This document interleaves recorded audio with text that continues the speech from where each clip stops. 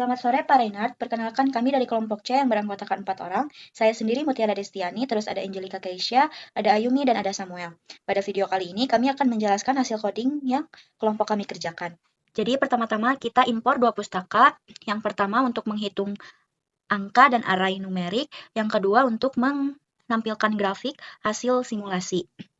Setelah itu, saya akan menjelaskan bagian parameter sistem, di mana parameter sistem ini merupakan bagian awal dari simulasi. Di sini kita menentukan nilai-nilai yang akan digunakan dalam perhitungan fisika komputasi. Pertama, program meminta kita memasukkan jumlah benda yang akan disimulasikan. Nilai ini disimpan dalam variabel M. Setelah itu yang kedua ada M, di mana M itu adalah massa benda yang nilainya adalah 1 kg. Setelah itu ada K, di mana K itu adalah konstanta pegas, yaitu 100 Newton per meter. Yang selanjutnya, L0 adalah panjang pegas pada keadaan setimbang, yaitu 0,5 meter. Kemudian atur nilai dt, di mana dt itu merupakan partisi waktu. Partisi waktunya merupakan sebesar 0,001 detik, yang artinya simulasi akan menghitung perubahan posisi dan kecepatan setiap 0,001 detik. Selanjutnya ada T, di mana T itu total waktu. Total waktunya adalah 10 detik.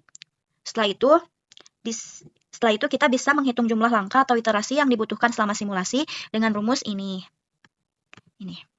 Setelah menentukan parameter sistemnya, kita akan masuk ke bagian untuk menentukan posisi dan kecepatan massa. Untuk menentukan posisi, kita menggunakan variabel X dengan kode sebagai berikut. Jadi kode ini bertujuan untuk membuat list yang akan mencatat posisi benda di kondisi awal. Asumsinya adalah benda berada di suhu X pada koordinat kartesius, di mana benda pertama di titik 0 dan benda terakhir di titik N-1 dikali L0. Kemudian, X0 ini mengikuti soal yang menyebutkan bahwa massa pertama digeser sejauh 0,1 meter dari posisi awal.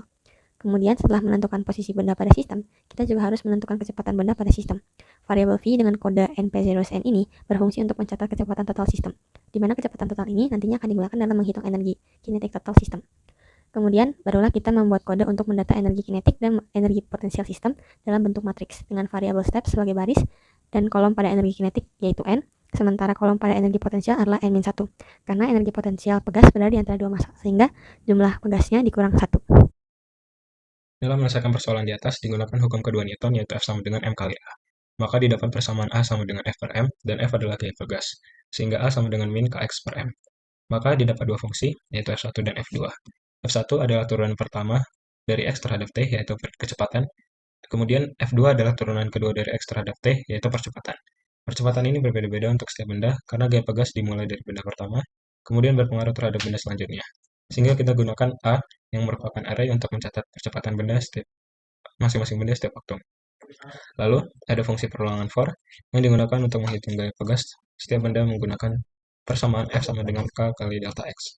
Dengan delta X merupakan selisih jarak dari benda yang ditinjau saat ini, yaitu XI, dengan benda sebelumnya, yaitu XI min 1. Lalu dikurangi dengan L0, yang merupakan posisi kesetimbangan tegas. Lalu ditemukan A, AI, yang merupakan percepatan benda yang ditinjau saat ini, dengan rumus F per M. Tanda negatif di sini artinya benda bergerak berlawanan arah dengan gayanya, sehingga di sini negatif. Lalu begitu juga sebaliknya untuk benda sebelumnya, yaitu A sama AI min 1, menggunakan tanda positif karena benda dan gaya sudah satu arah. Kemudian kita masukkan ke dalam metode Runge-Kutauer D4, seperti yang ada pada layar yang ini. Nah, dari sini kita akan mendapatkan X dan V yang dalam bentuk array juga. Lalu kita cari kinetic energy atau energi kinetik setiap waktu untuk setiap benda juga dengan rumus setengah mv kuadrat. Lalu di sini untuk menghitung energi potensial kita gunakan fungsi perulangan I dengan range n-1.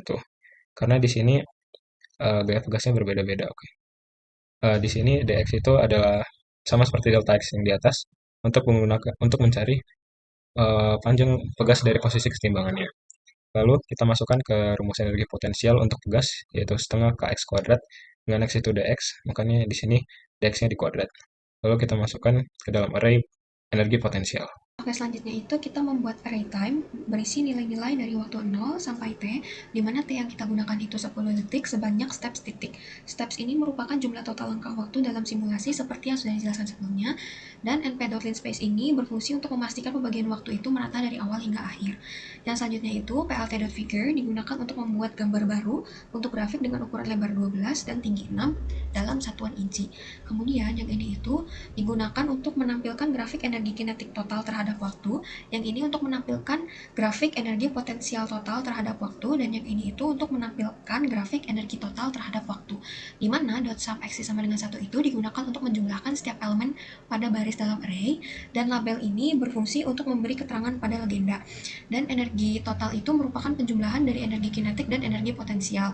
Di sini itu kita menambahkan line style garis putus-putus yang berfungsi untuk membedakan dari dua energi sebelumnya, dan garis yang dihasilkan ini relatif konstan, yang berarti simulasi yang dilakukan itu benar dan tidak ada kehilangan energi. Selanjutnya, plt.xLabel sama YLabel itu untuk memberikan label pada sumbu X dan pada sumbu Y, di mana pada sumbu X kita memberi label waktu dalam satuan sekon, dan pada sumbu Y kita memberikan label energi dalam satuan joule. Yang ini itu berfungsi untuk menampilkan legenda, dan yang plt.grid ini untuk membuat garis bantu untuk memudahkan membaca grafik, dan yang ini itu digunakan untuk mengatur layout agar elemen-elemen grafik tidak tumpang tindih, dan yang terakhir plt.show ini digunakan untuk menampilkan grafik ke layar.